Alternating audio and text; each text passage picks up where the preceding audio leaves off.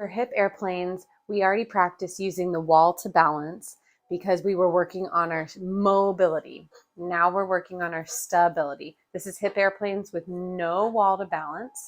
You're going to get into that same T position and open your hip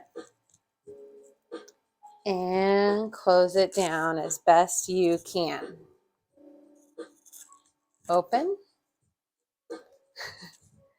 and close. Okay. See if my other side's is good.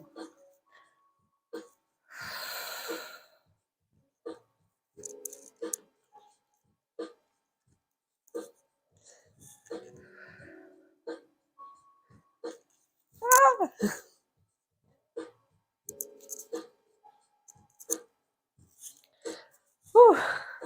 If that's too easy, add a weight to your hands.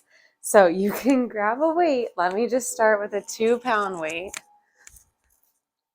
And same thing like you're driving a steering wheel. Trying to keep my back leg up when I rotate in.